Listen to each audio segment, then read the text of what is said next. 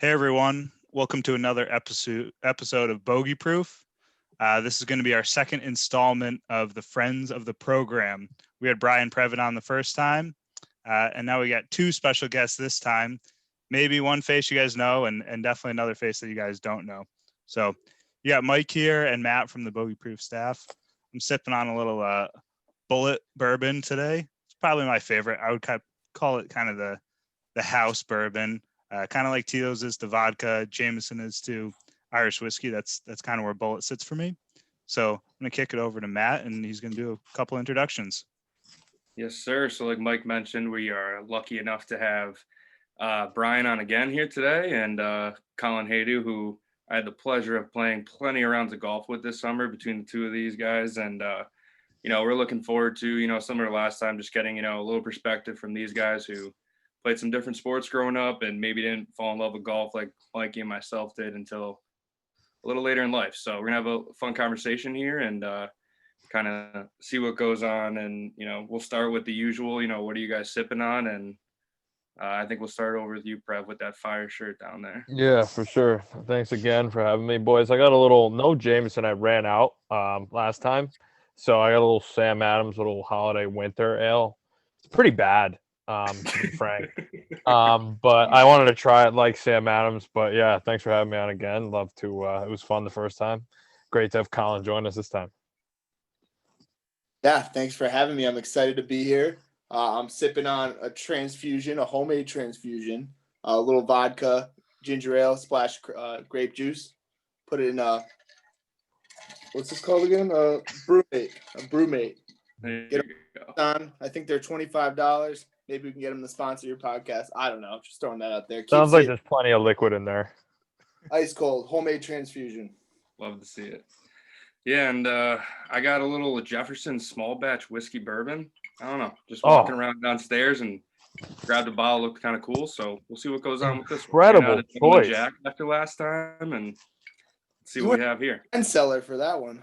Yeah, that's a serious choice, Matt. Stairs. Had a good bottle. Had to give it a shot. Yeah. Fontaine, can we just discuss for 2 seconds before we get started on some of our discussion topics, the fact that you live above a liquor store? It's a problem. Does that fuel your takes? How often do you go? What's your rapport with the owner? Oh boy, where do we start?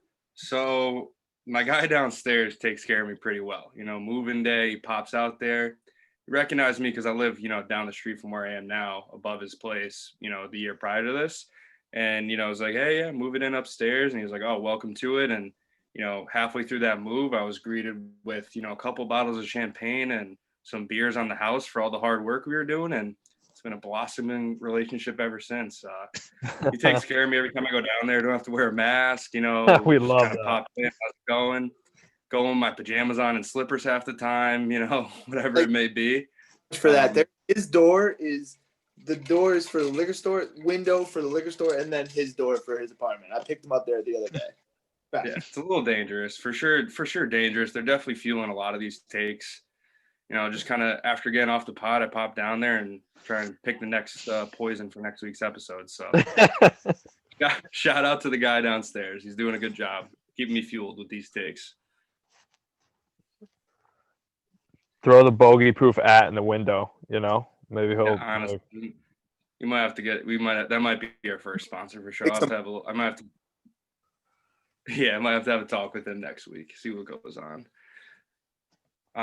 But yeah, from there, I think we let's kick this off. We'll start with Colin, just because Bryan kind of gave his background last week, and Colin, we just kind of want to get an idea of how'd you get here to the point where I think you for sure have the golf bug now after playing with you this summer, and kind of what led you from really not playing golf a whole lot growing up to playing almost 3-4 times a week this summer with us.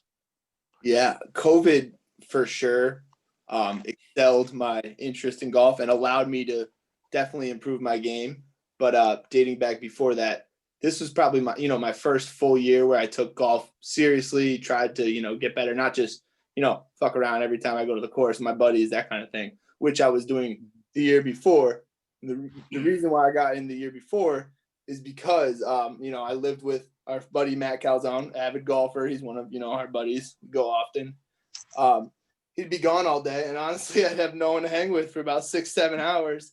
And growing up, I just never really got into it. I played football, baseball, basketball growing up, and then wrestling. So never really, got into golf. My brother actually, in the backyard, I remember like always seeing him chip, just practicing his short game. I'm like with the plastic balls.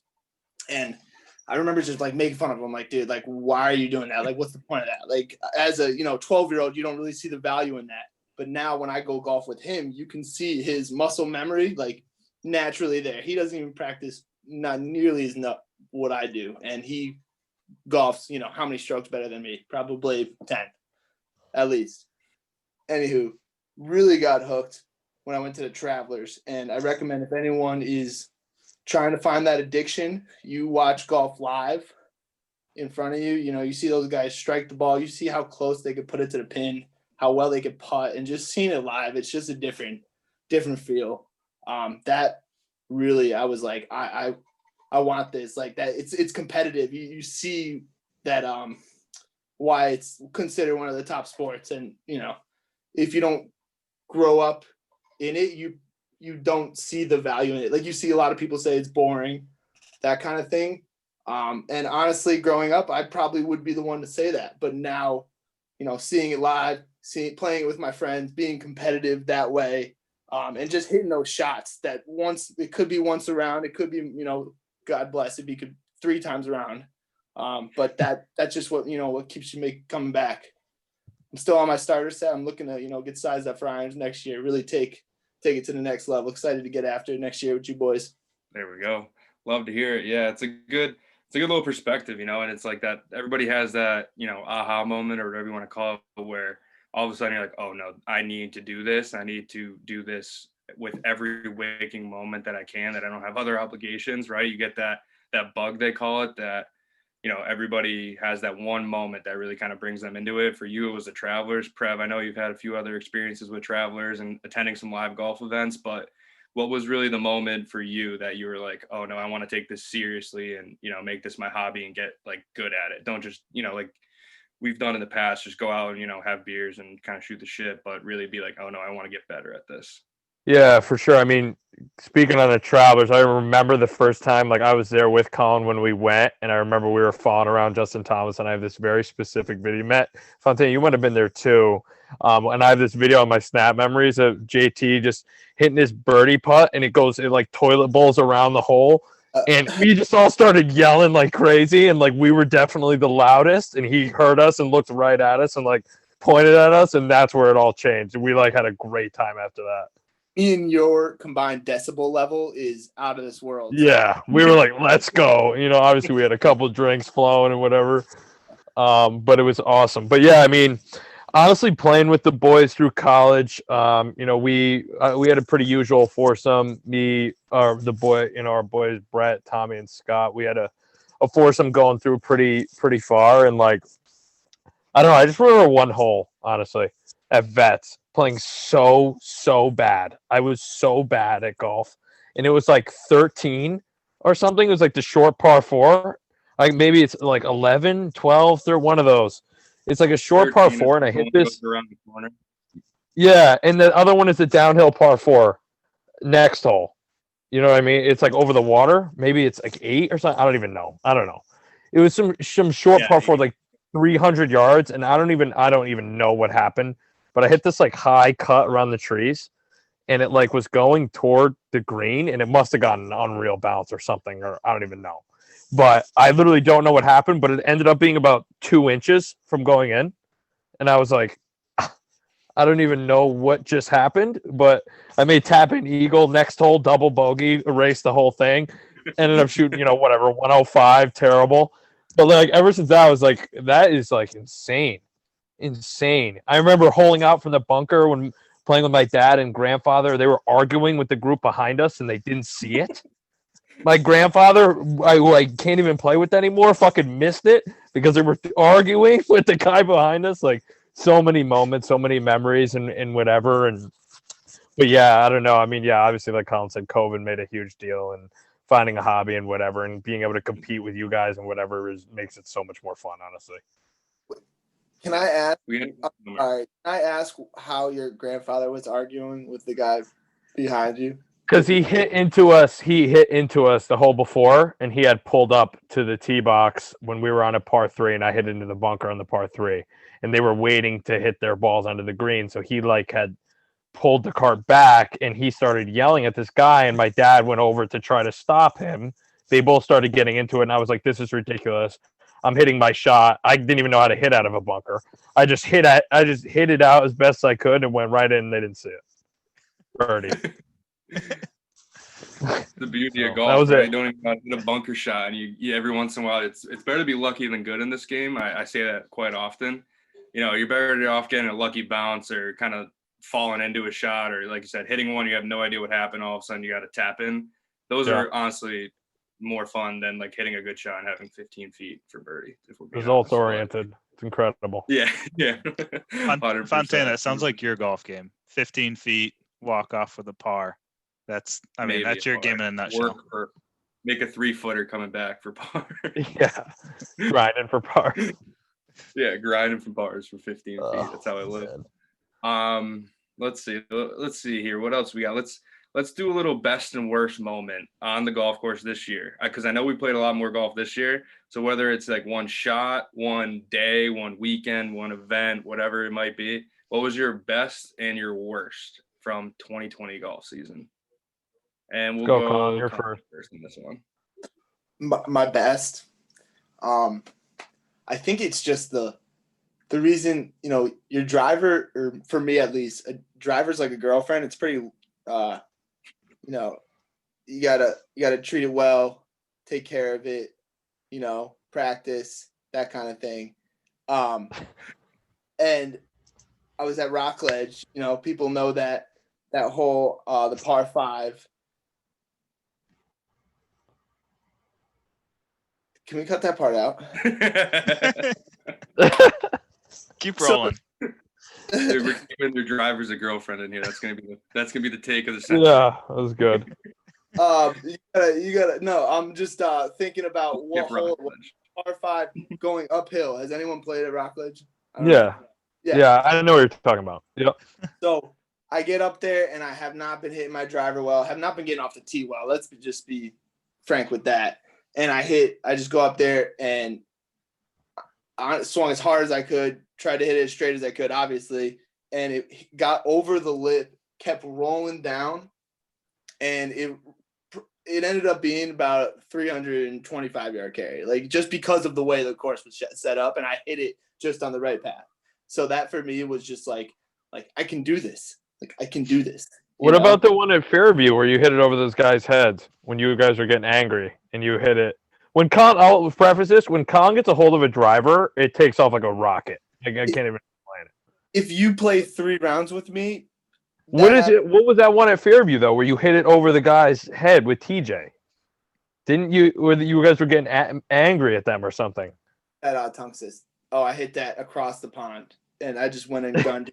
It was rolled up to the green on a par 4, and it was like a dog leg left around. And you could have went trees, or I went over the lake, just bombed it. Context here: the group in front of them was in the middle of the fairway, but they were slow all day, and Colin got angry and just hit it over their heads, almost on the green. And then there's a little shouting, little exchange after that. We'll say. Sounds like a best moment to me. They like literally were walking towards the clubhouse. What appeared to be that, but it was actually them going to find their ball. And they were taking forever, like walking slow. They were wearing, I think, a plaid shirt and jeans, just to preface that. So I got pretty angry, bombed it over. I think it was a chip and a putt. I mean, I definitely 2-putted. So I think I parred. That's what it ended up being. Reasonable. Yeah. Par's a par. For me, we need worst moments from Colin here. Plenty of work. You're not getting away without getting that out there. Yeah, let's go, Colin. Well, it wasn't really a shot. It was. I want to tell the story about when Calzone hit me. Yeah, there you go. Yeah, let's get that. That's like a shot that I took. So Matt Calzone is very good around the greens. I would say, putting, that kind of thing, when he's on his A game. And he was, I would say, 20 yards away from the green, just had a chip going downhill. So really not what I thought to be a difficult shot for him. And he just Ended up, I'm 10 yards off to the right, like directly right of him. And he just smokes it directly at me. Like, I was probably about 10, 15 yards now I think about it. Smokes it directly at me, and it was going from probably the center of my like chest, right where the gun symbol is. And I turn and I kind of go like this, like, and I hit it with my the meaty part of my elbow, and he just immediately goes, "Colin, I'm so sorry." I'm like, I was just thankful it didn't hit me in the teeth. Like, that could have been my life right there. So the fact that it hit me in the meatiest part of my arm was a blessing. And I think since then his golf game has never been the same. But around the greens, he is, one of the best for sure. Yeah, That was very scary. I was there for that as well, and it was just a bad lie in a par 3, and he was just downhill in a batch. And to preface it, it was Mike Metcalf. It was just a cold shank on a downhill lie, and it just was a laser, and it just drilled Colin. And that whole round for all 4 of us was just a disaster. It was a disaster. One of those days, just everybody's doing terrible, and like things got real quiet after that. We were all like, we all need to stop talking quickly. We bought a lot from the cart. I think we ended up buying the cardboard lunch bag of beers. Yeah, probably. Sounds about right. Cardboard lunch bag. Anything to make that round go away. Yeah, head on a swivel out there, Colin. You got to watch out. Can't be going in front of people. Moral of the story, actually, no matter what, don't trust any shot. Facts. We're not pros. Can't even trust the pros. All right, Brian, what do you got? Best All and right. worst. Best. When we all played, it was probably the best. I mean, I was thinking about the Blue Fox round, but I hate even talking about that place. But that was the one where you had like 100 birdies and shot like 64 or whatever that disgusting whatever you did was. Yeah, it was a good day. That was a good day. I shot 79 that day, with the best round of my life for sure. But I don't really count it there, because holes are like 98 yards. That was me. Yeah, right? Yeah. The round you were there too, Fontaine, for the round at Fairview. The 80 at Fairview is probably my best round of the year, just overall. I mean, the worst moment was missing the par for 79 on that same round. That was horrible. I don't know. Done play the list. If we all had like 2 weeks to sit here and talk, we could talk about my worst moments this year on the golf course. But yeah, that's pretty much it right there. Obviously the 80 was awesome. I definitely tried to break 80 this year. That was one of my goals, for sure. But next year we'll do it on a real course from the Blues and that whole good stuff. So, but yeah, that's pretty much it right there. Worst moment. shed some good light on like the. Hold on. I got a worst moment. Just came to me. This was actually last week. This is classic. Playing at Fairchild when we were last talking, and we were playing up there. I can't believe this literally happened the day after we recorded the last episode. And we were playing this par 4, and then, there's another par 4 coming back the other way down the right. I hit my signature little block driver onto the right other hole. And it's going at these people, and they're like walking away from their cart, and it's going at them like a tractor beam. And I'm screaming. Oh, screaming. This thing hits the top of their cart so loud, I swear to God, every single person on the golf course could have heard it. Every single one. Bang! Hits the top of the golf cart, shoots 20 yards to the right. Still made 5, but like it was just a debacle. Did not play good that day. Not good. Scary stuff. That epitomized the round for sure. Yeah. I'm sorry. If you want some serious content, you strap a GoPro to someone playing with Prev on his bad days. It's like after a swing, you don't even need to watch where the ball goes. You watch his mannerisms and his story. Oh, I have perfected the Wesley Bryan club drop hold to finish. That I got down. If I got anything down, it's that. Yeah, we'll be getting some cameras out this summer for sure when we're playing. We play way too much golf together to not get a few videos of a couple blow-ups, a couple little shit talking. There's far too much of that going on to not capture a little bit of that this summer. So for sure, we'll for sure have to get the cameras out there this summer for sure. Mike, you got anything you want to add to that? Yeah, I can add my piece, and then I after I add mine, I want your best and worst, or I would say just your most memorable moment from playing with these two, because they're our special guests today. So, think for 30 seconds here while I give mine. So I would say best, went on a fun little, a bunch of fun little golf trips this year, but was up in Wisconsin in beginning of October, and there's a par 3, like 210. And I hit an absolute laser beam 5-iron that didn't even think about leaving the stick. And that thing, I don't know how it didn't go in. I got like a standing ovation because it was right. It was the 7th hole, but it happened to be like right back out at the clubhouse. And there was like 50 people eating lunch on the back. So that was kind of fun. That fed the ego. That's electric. Yeah. So that one, I don't know how that one didn't go in. That would have been, I've never had a hole-in-one before, and that would have been an absolute great time. I don't think we probably wouldn't have even played the 8th hole. Realistically, we probably would have just gone to the bar right after that. But yeah, that was an up and down round too. I think I shot like 32 on the front and shot like 74 overall. So it was an up and down one for sure. But then I would say worst moment. I don't know. I think it's funny that you were talking about hitting into people, because there was one round. I was playing a little 9-hole course by my apartment in Chicago. Me and my roommate got up at like 6:45 in the morning. We had a 7 o'clock tee time, and there's a group ahead of us that was flying, and it was kind of gross that morning. I didn't think I could hit one too far, and I absolutely just laced the driver and just chased it right up on these people on the green on like a 300-yard hole, and I just felt so bad.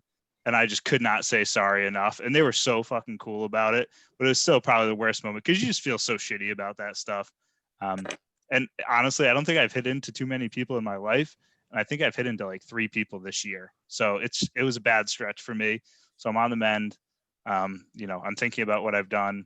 I'm repenting, and I'm moving on. But Fontaine, what about your most memorable moment with these two characters, and maybe overall this summer? I have a question. Yeah. What's the criteria for getting mad if you get hit into? Like, if you're the one who gets hit, like what? Because I know some people that I play with, like they might get mad if they got hit by a ball, like automatically, no matter the circumstances. So like, what's the criteria to get mad at someone for that? Like, not yelling for. I feel like sometimes I scream for, and it's not enough. Yeah. Yeah, Fontaine answered this one as well. But I honestly, for me, it's just, I'm pretty good about going up and chatting with the person, or if I get hit into, seeing who's behind me. A lot of people just don't know any better. And at that point, like, you can't really get mad at someone. Like, they don't know how far they hit their golf ball. Like, if it's a douchebag with their name on their bag and they hit into you, like, they know what they're doing. Like, then feel like get mad at them and just be like, what the hell? But I mean, if someone just like by accident hits into you and it's rolling up, I mean, right? If you get injured or you get fucking hit in the fucking head, maybe you got something else to talk about. But Fontaine, what is your thoughts? Yeah, I'm pretty similar. It's about like, as long as they at least gave a holler, like yell for, obviously is like first and foremost. And then from there, it all kind of depends on how they are about it. I feel like I kind of react to how they react. If they come up and they're apologetic, like no big deal, like you didn't mean it. But like Mikey said, if they come up, their name's on their bag, and they just kind of like, oh, sorry, like kind of undertone about it or whatever. It's like, dude, really? Like, you know what you're doing. It's like, you don't have to, you could have waited or said something else. There's other ways to go about it if they're trying to like, get you moving a little bit. But yeah, it's really more about how the other people kind of come into it for me. As long as I'm not actually getting hurt, like hit or injured, if they're just kind of, hitting into us a little bit, and it's kind of as we're walking away, it's rolling up or whatever. As long as they feel bad about it, that's enough for me for the most part. But it all depends on the situation too. Like, there's certain holes at certain courses too. It's like you can see everybody right in front of you. So if you hit into them there, it's like, really, like you see them right here. Where other holes, it's like you got to be a little more lenient if it's like, down a hill, around a corner, all that kind of stuff. But as long as 4 is said and they are apologetic about it, I usually give them a pass. Unless it's a repeat offense. If they do it more than once in one round, then there's problems, right? Like, remember when we told you that to hit into like Scott and Brett and them, and you were like, I'm gonna hit them? Yeah. And we just told you to do it anyways, and he hit this frozen rope on a string, Metcalf, like dart right at them. It just rolled right through the green, like through their legs almost, like it was freaking mini golf. Like you just, oh god, that was great. That's different though. Fonte, Yeah. what was so most quick so we can kind of move on, but most memorable moment with these two guys this summer? A lot of moments to choose from, but I think we had like the best day when we treated ourselves and went to Wintonbury. And between us three and then TJ was our fourth that day, we had a nice little match, pretty competitive. What's the scorecard? You still got the card? It was a good match. I think we split it up. It was me and Colin versus Prev and TJ, and plenty of Jack and Cokes were flowing, or Jameson and Cokes maybe, some couple claws with a little Tito's in it. Like we had ourselves a day out there. Like for whatever reason, nobody else was on the course. I feel like we had the whole course to ourselves, and it's one of the nicer public tracks in Connecticut. It's a really good place, and we had awesome weather, plenty of drinks, good match. Like that was just a perfect day. And I think we rolled it into like I think the match with Tiger, Phil, Brady, and Peyton Manning was that night too. So I think we like rolled it into like a kind of a weekend from there. Yeah. Like we had Saturday afternoon and then rolled it into a good one. So I got the card. So me and Fontaine versus TJ and Prev. Prev shot an 89, TJ shot an 86, Fontaine shot a 68, I shot a 94. So good day. I mean, I'm happy anything under 95 these times. So, and I don't know how that is for you. Like Metcalf saying up and down for a 74. I'm like, is that bad? I don't know. Is that bad? I'd kill for a 74. So with the 32 on one side, you'd hope to get it a little lower than 74 for the day. Well, 32-42 action. Colin, for context, Fontaine and I are pretty similar. I would say Fontaine's long game and stuff is definitely a little more solid, but sometimes a putter's just a fire stick and that thing just wants to go in the hole. So that's when that's on the table, and getting it up and down from off the world. But yeah, I would say pretty similar games, but Fontaine made a lot of birdies this summer. Every time I played with him, this game was solid. A lot of birdies, man. A lot of birdies he made this year. That was a good summer, man. COVID let me get way more reps than I ever do, with working and everything. I was able to hit the range after work and all this kind of stuff that normally I'm commuting and I don't get to do. And hitting the range once a week before you play on the weekends makes a world of difference. And I think it's also just mindset too, right? Like when golf is kind of your escape because everything else is closed down, I think you just have a way better attitude about it and you just are more enjoying it out there versus like, okay, I've been doing this, and this. I'm not doing this today so I can play golf, so I hope I play really well, like whatever. It's like, I don't know. Every time I put the tee in the ground, I was like, let's have a day. It was like, I don't really care what happens. Like, obviously, you always try to play well, but it's more about just like, oh, it's so nice to be out here doing something, with the boys, all that kind of stuff. So that's I think that's why I played as well as I did this summer. A few extra range sessions than normal, and then combining that with just a pretty good attitude about it, I think just worked well for me.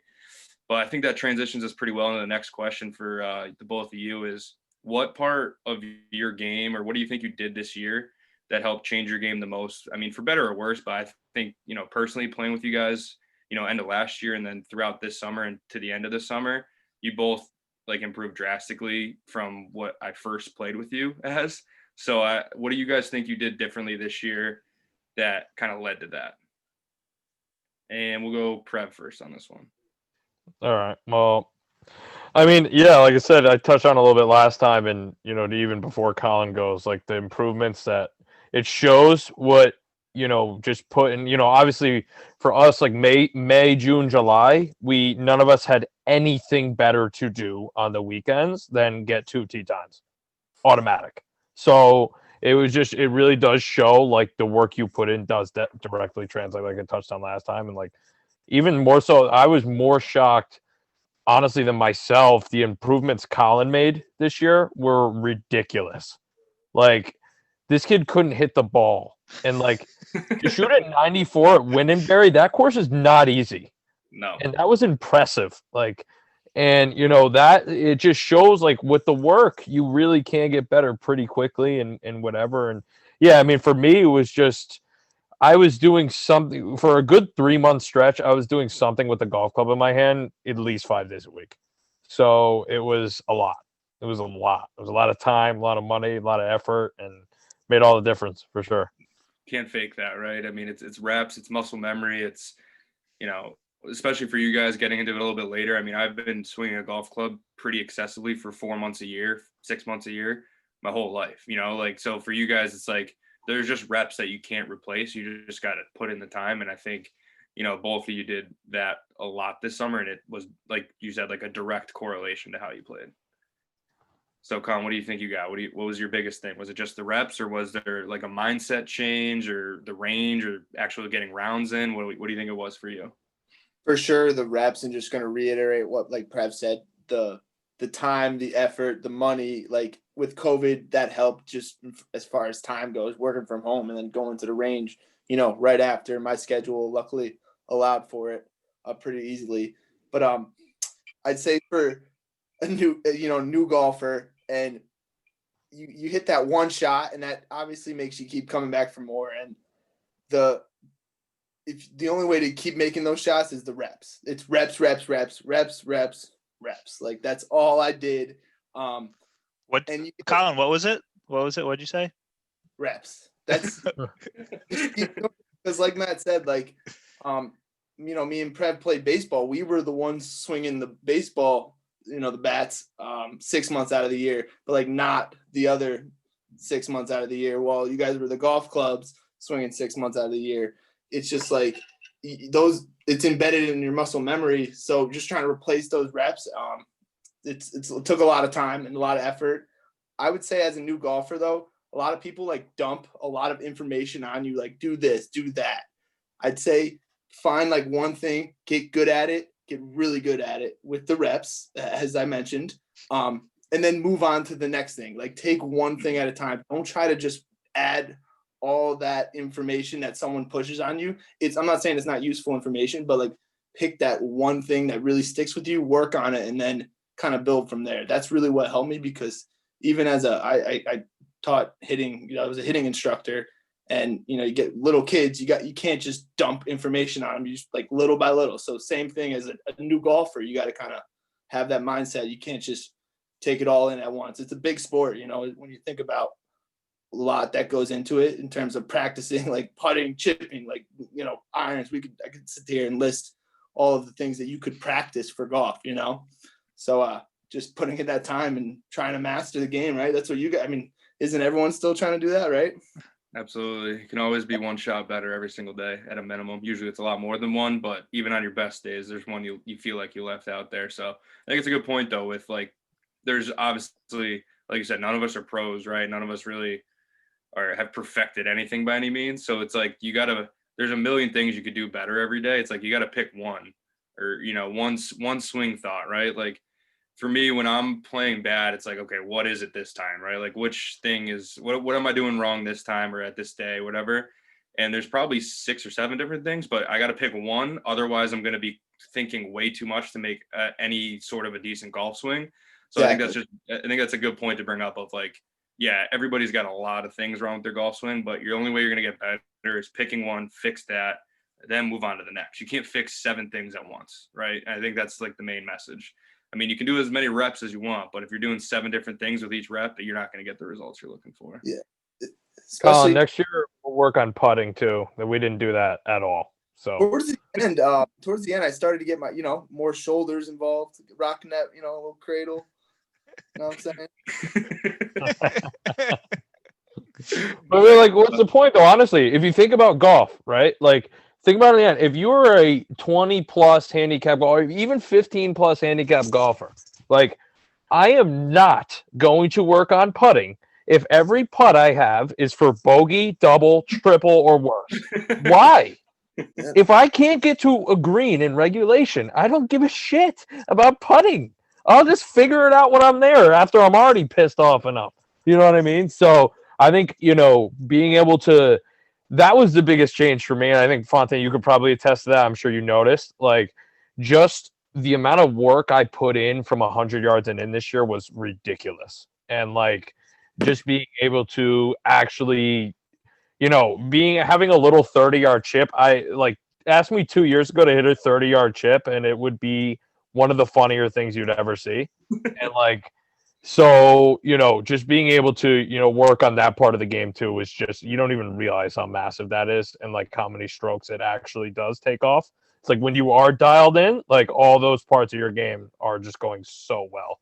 And then it makes a huge difference. I think that's a good point too. I mean, it's like, yeah, it's obviously, like you said, if you're just starting to play golf and you're not even getting near the green regulation, it may not be something you're prioritizing. But once you kind of figure out how to get off the tee and now you're hitting irons from fairways or maybe just off them in the rough, whatever, but you're around the green in regulation, you go from like a 15 to a 7 by just working on 100 yards and in. Because I mean, if you do like the math on it, like you take probably 70% of your shots from inside 100 yards when you play golf.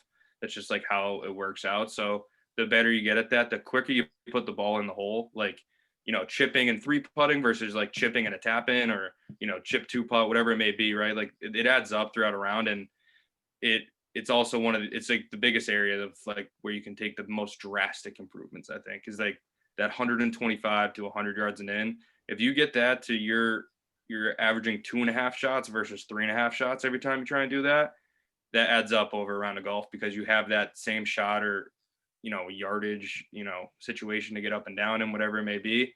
Probably 14 of the holes you're going to play. So it just happens all the time. And, your sand wedge or lob wedge, whatever it may be, needs to become your best friend. If you want to be shooting your lowest numbers, that's how it's done. It's whatever that club is for you from 100 yards and in.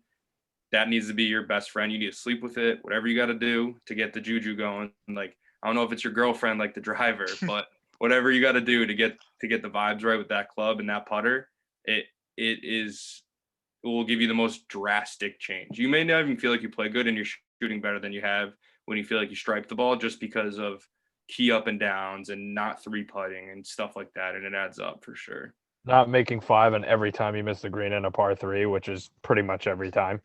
Like that alone is massive. Like getting to 56-degree dialed in, it's crazy. It's like, no, Colin, go for it.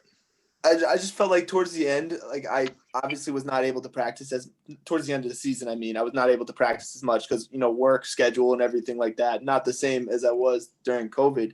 And off the tee, I got worse, but putting, because I was able to kind of practice in my living room still, my putting almost improved.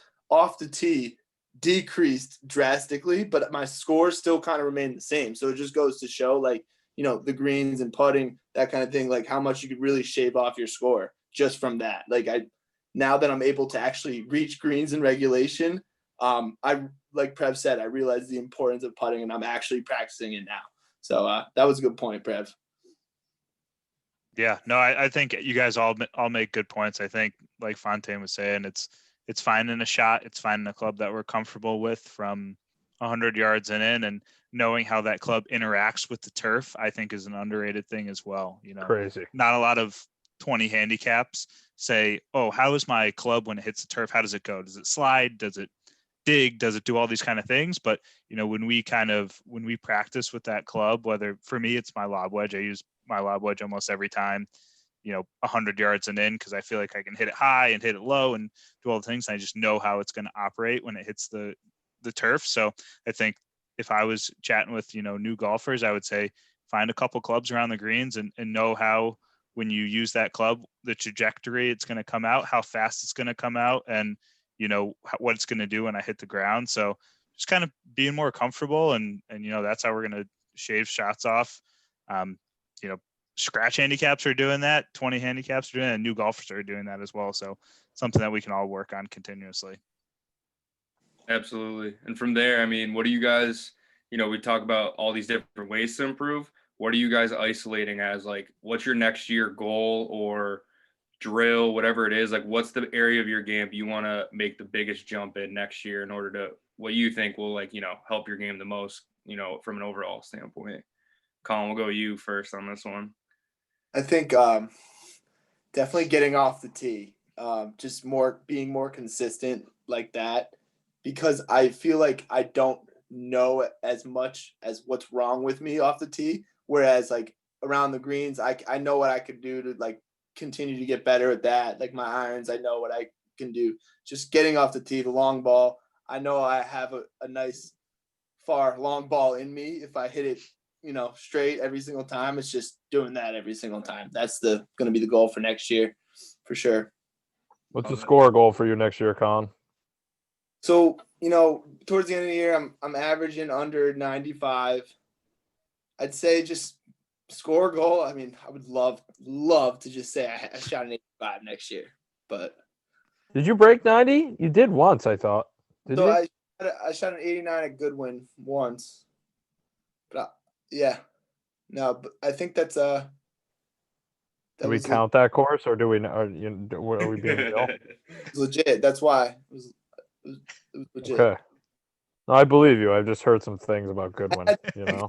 About it, not like if it was legit. If I had any mulligans, 85 is doable, Colin. We'll get you there. We'll try and focus more on the straight ball, even if you don't hit it perfect, versus I hit it really hard and it went sideways. Like that. And just put it in perspective, I shot a 129 at Pequabic in Bristol, Connecticut. My first round of the year in April. It was pretty cold. I'd say end of April, just to show that it can be done if you put in the reps to the new goal there. I think I was there for that too. My God. Remember I parred the last hole though? And it was like I parred the last hole and I was like, yes, I can do this. Changed everything. Yeah. Changed everything. For me, yeah, I mean, definitely I got a little bit, I guess as I started hitting the ball a little bit more like a golfer and not like a baseball player, I guess is a good way to put it. I was going to say better, but not, it's not really that much better. It just goes different directions farther now. But yeah, no, I think being a little bit more consistent off the tee is huge, and being a little bit more strategic around a golf course as well. I think a lot of, especially I was very ignorant to this as, when I was a little bit higher of a handicap as well. Like, you think you can do a lot more on the golf course than you really can. And I think you really can make that jump to really drop your handicap when you start to realize what you can actually do on the golf course versus what you think you can do. Like, a lot of people think they can carry an 8-iron 175 when they can carry an 8-iron 160. Like, I think being able to actually size up your own game and, putting yourself in positions where you can be really comfortable with some of the shots that you're hitting and whatever. And, for me, like 100 yards now has become a much more comfortable distance than it used to be when I used to try to be like, okay, my swing's so bad. How am I going to hit pitching wedge 100 yards right now? And it was just an absolute meltdown. But now it's a lot more comfortable because I've worked on it and practiced and whatever and whatnot. But I'm going for seven, lucky 7, baby, the best number ever. That's my handicap goal for next year is 7 for sure. I like it. So we got a little bit of consistency with Colin and Prev's trying to, we get a little more golf course management, little strategy action session, something like that. We can work with that. We can do that for sure. Honestly, I'm not going to lie. Like, every time I golf with y'all, I don't understand the handicap system. So what is a 7 compared to my, if I wanted to be an 85, what's an 85? I don't even know how you figure that. Like, an 85, if you're peaking at an 85, you're like if you want that to be your low round for the year, you're like an 18, or like your average day would be like around that 90 number, and then your good day is an 85, you're like an 18 handicap. So like Prev, if he wants to be a 7 handicap, his best days he's going to get closer to that 75 number, but he's going to be more consistently between 78 and 83 every single day. And take out those 94s or whatever it is, and take out those upper 80s. I mean, they happen. Don't get me wrong. I mean, I think I'm technically like a 1 right now, or like a half a 1, and I shot like 83 last weekend, so it's in there. It can happen still. It's in there. But it's like your medium, right? Your more consistent round, your average day, so to say. You get that a little more often to be around your handicap number. And then you obviously have your outliers of good and bad days that should be ballpark. But, if your 85 is going to be your low, you want to be like an 18, 19 handicap is what I would say. I don't know. I'm not a handicap guru. That's just my personal thoughts. I feel like it's a little bit, Mikey, I feel like you could speak to this too, but I feel like it's the handicap is a little bit closer to the number where you're playing your best opposed to your worst, right? So if you're yeah, for you're sure. like, your Prep. best, like if you think about me, right, Matt, if I'm a 10, the rounds you saw me play, like my best rounds were around 82, 83, maybe even an 81 sprinkled in there. Like those are closer to a 10, where normally I'm probably like an 85 to like 88. You know what I mean? Yeah. 81 in. Yeah, I mean, Prev, you're spot on. It's a percentage of like it's if you have 20 scores in there or you have 50 scores this year, like it's only based off like your most recent scores, and then only maybe 10 of them are if we're saying sprinkled in there. But so it's definitely more, what are you capable of? So I would say for the most part, like, you're saying, I think last time we chatted that you were like an 8.5 or 9.0 or whatever the case may be, like, right? 10, right? 10. Right about a 10. We're So a 10. yeah. So, when you play well, you're capable of shooting, right around that 80 number or 82, depending on what the par is for that day. But yeah, usually you're a couple of shots higher than that would be your average. But yeah, the handicap system is kind of set in place that, like, people don't get screwed over in a match or something if you're a 2 handicap and you can go out there and shoot 5 under. Like, you shouldn't be able to do that. It should kind of be based off, hey, if you do go out and have a good day, you're going to shoot to your handicap. And that's why I think the numbers are like the lower handicap in a match, person with the lower handicap in a match wins like 9 out of 10 times, because usually, there's a more of a dispersion, obviously, if people have a high handicap. If you're a 20 handicap, yeah, you might shoot 90 one day, but you're also capable of shooting 105, Right. where that scratch handicap, like, you might shoot 68 one day, but there's going to be very few times that you shoot higher than like a 75. It goes, if you're confused about it, this is the way I looked at it. One of the most disrespectful things that I tweeted about this the other day, one of the most disrespectful things I've seen in sports history Here we go. here we go. If you talk about Phil Mickelson, I don't care what the format is, 46-time PGA Tour winner Phil Mickelson against a basketball player and a football player as an underdog, he was an underdog to these two men, right? Steph Curry is like a 2, right? But Steph Curry didn't play that great. It's like, dude, that's like what you're gonna do at your all-time like best for the most part. Like, the fact that he was an underdog to a golfer and a football player actually blows my mind, but that's a different topic. But yeah, Is that we're not bad? gonna what?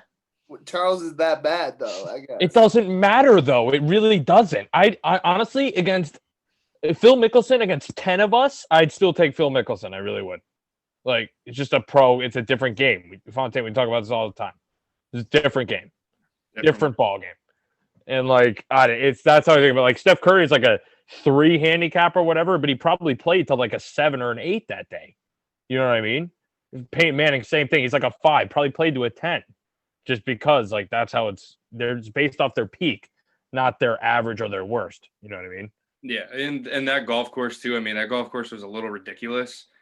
Like, I don't know how much you guys watched, but like, there's some holes out there were bananas. Like, you're teeing off, like, you look like you're on top of a mountain teeing down to this ravine and whatever. And Phil owns the place, so I think he's played it a couple times. Versus, those guys never played it before, so they're already like at a disadvantage. And then, like we said with the handicaps, I mean, Phil's like a +5, 6, whatever most pros are, and his worst day is going to be like 1 or 2 under, where, like you said, Steph's worst day is going to be a 78, 79, right? So it's like, it's a big gap to be like the underdog in a match. But It's ridiculous. speaking of a little more professional golf, let's end this talking about some people that actually know what they're doing with their golf game versus us. What are you guys looking forward to most for 2021? Like, what tournament do you have like circled on the calendar? Like, let's go. I can't wait to watch this one. Can't wait to gamble on this one, whatever it may be. And if we're all going to say Augusta, let's just not allow Augusta to be the answer, and like, let's pick some different ones. Mikey, what do you got for this? What are you looking forward to? Ooh, yeah. I mean, I'm excited for the year. I think we chatted about it in our first, the first time we did an episode, Fontaine. I think golf's in a really good spot. There's a ton of really people I would consider elite. So I'll leave the Mayakoba Classic off the table as well, because that's a big one this week. And, exciting. I think that's a place where short hitters can thrive. We saw Brendan Todd win there. We saw Matt Kuchar shoot like 62, trying to, after he tried to give his caddy like $1,000 for winning $1 million the year before. So shout out Matt Kuchar, douchebag. But I would say I'm excited to. I mean, I think this summer I love when they come up to New England and they play, or they come to like the Midwest and they play old school golf courses. Like I think like when they played Rocket Mortgage in Detroit, like I think just like coming to some of those old school golf courses and seeing the old architecture and watching these guys come and shoot like 25 under, like I know a lot of people don't think that's fun to watch, but I just think to go watch those guys and just dominate a golf course. So I'm looking forward to the summer swing. Hopefully we get some old golf courses, some firm conditions, and can watch some guys go low. So just overall the summer swing. Yeah, I think those tournaments, as much as people say they're boring to watch, all they do is make birdies and stuff, it's like the club champ at that place is probably like a 0 and shoots, maybe 1 or 2 under, and they just absolutely shit on that kind of golf course. And I think it's a good way to remind people, like, you always see the people on Twitter, people talking about golf, maybe not the Golf Channel guys, because they're pretty good about it, but you see kind of like, people putting content out there or whatever, and they're saying like, I can't believe he hit this shot, I can't believe he did this, I mean, this is such a bad swing from this lie. It's like, they know what they're doing. They're 20 under for the week. Like, imagine shooting 66 like 4 days in a row and losing. Like, they're at a different stratosphere of golf, of like how good they are and what they know what they're doing. I love to like take those tournaments and throw them back into people's face after they watch like, like the BMW this year or a US Open where, score to par is like, right around par is the winning score. And it's like, they're like, oh, I can't believe how many bogeys this guy made and triples and blah, blah, blah. It's like, dude, they're so good. If you step foot on that golf course, you'd be lucky to get out of there like under 120. It's like, they're just so good. So I like those courses to kind of be like, hey, like they're this good. They can hit their average scoring this week to win this golf tournament. You had to shoot 6 under every day, or something ridiculous like that, where it's like, yeah, I like those just to bring everybody back to earth that likes to kind of talk shit about professional golfers. Yeah, I know Fontaine too, and I think with COVID going on, we didn't get like our normal summer schedule, and I think when PGA Tour players kind of reach that groove and they're playing a bunch, that's when we kind of see the best golf. So I'm kind of excited. Hopefully we can get back on a normal schedule and just more conducive to watching a bunch of golf. I love putting on the PGA Tour live on a Thursday morning or a Friday morning and following one of those matches, kind of to get you through those last couple of days of work. So yeah, looking forward to some summer golf. And Colin, what do you think? What are you looking forward to on the professional tour for what you want to watch, or maybe an event you want to go to? I'd be lying if I didn't say that Travelers I'm not most excited for, just because that was like my first one, and like that's Connecticut, homegrown, can go there and easily and watch it. But definitely I see coming up. I pulled up the schedule, because I am a new golfer. I'm not as familiar with the courses. I hear you talking about the different northern, southern, aspects of that. But the waste management in TPC. Stole my damn answer. What?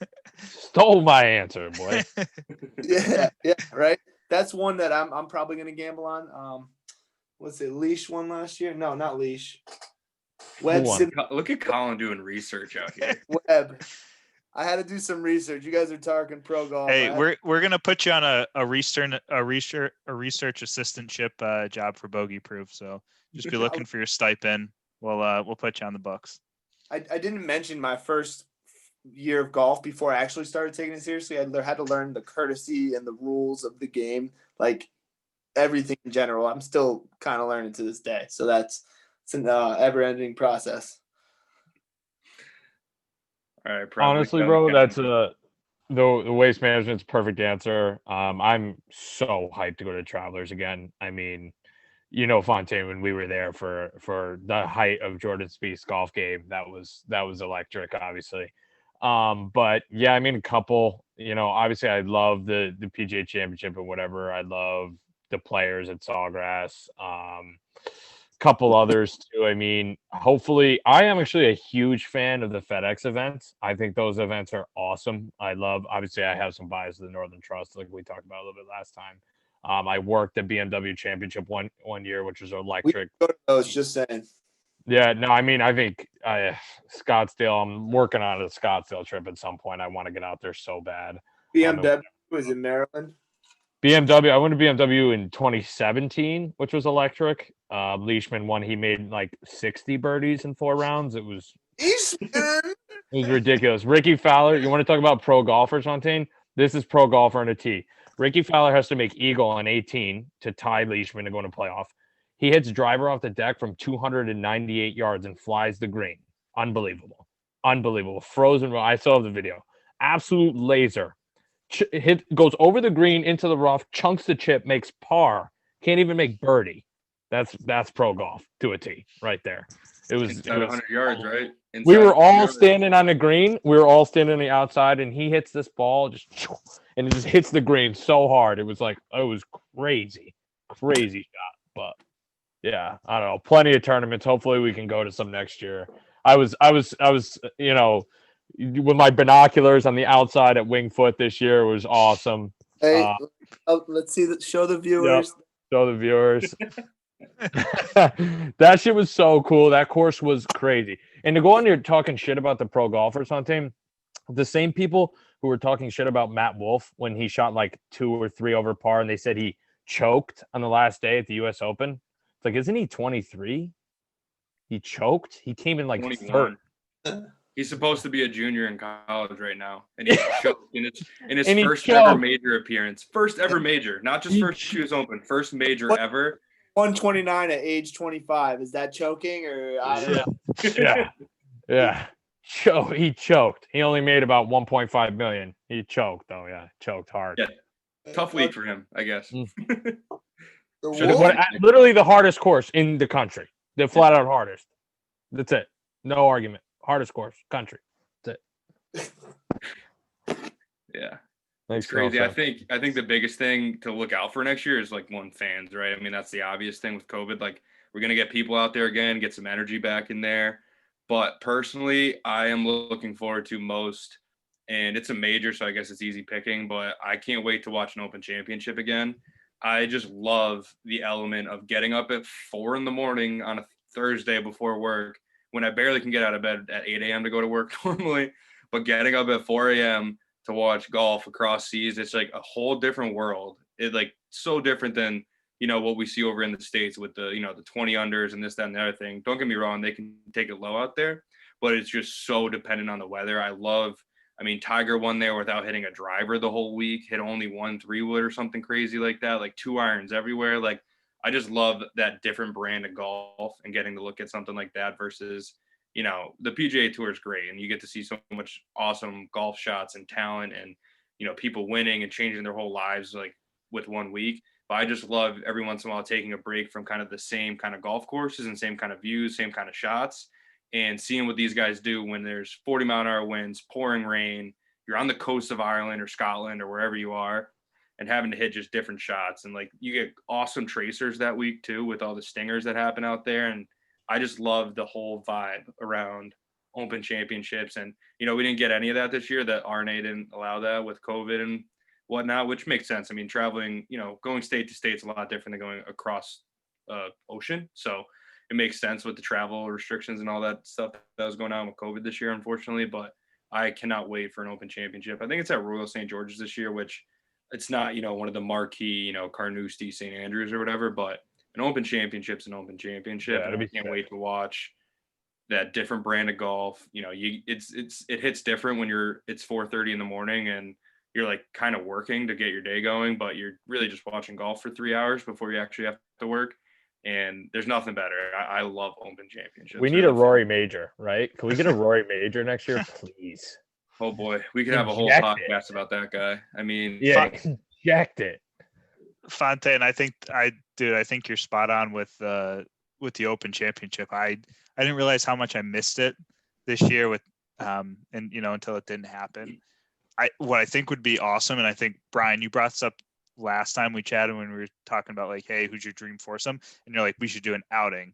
What we should do is we should like do a breakfast watch party for the Open on like a Sunday morning at a golf course, rent out the bar or do whatever, and have the watch party in the morning and, you know, watch the Open Championship and then have an outing or something in the afternoon, something like that. Get everyone out of bed, get, you know, watching golf, get some food in our system. I mean, right? Once you watch the Open Championship, cool. all you want to do is get out on the golf course and go play golf. Like Yeah, you're not those- going to, like, you got to get out there. So like, why not make it a thing and get a group of guys together? And, you know, so I'd say let's challenge a group of people to do that and see if we can make it happen. I think that would be a blast. All you need is eight kids. A little 4-man scramble. Be fun as hell. We'll drink like crazy, and that's it. Loud music and lots of booze, and it's nothing better. Yeah, Nothing better. I love the Open Championship. I can't wait to watch. You know, having like you look at a guy like Lowry too winning. I mean, his game doesn't translate everywhere, but he knows how to put the In ball Ireland, He that grew up was over there. Yeah, I mean that was electric, right? I mean, imagine those guys with the Foster or the what are the drinking they're doing with the Guinness. Oh my god! all the Guinnesses that went in that thing after all the like lukewarm pints that they drank out of that thing. Oh. But yeah, I can't wait. I mean, yeah, I mean, other than that, guys, it was good chatting. You know, we look forward to having both of you on again in the future. And I'm looking forward to, you know, some 2021 golf. I want to see your guys' games improve. I want to improve my own game myself. I got some areas I got to work on too, but, you know, it's a pleasure having you both on. And, you know, we're looking forward to talking more in the future about whatever topics that may come up. Absolutely. Thanks for having us, boys. Sir, thanks for having us. Yep. See you, boys. Take it easy. All right, Pleasure. gents. Later. See ya.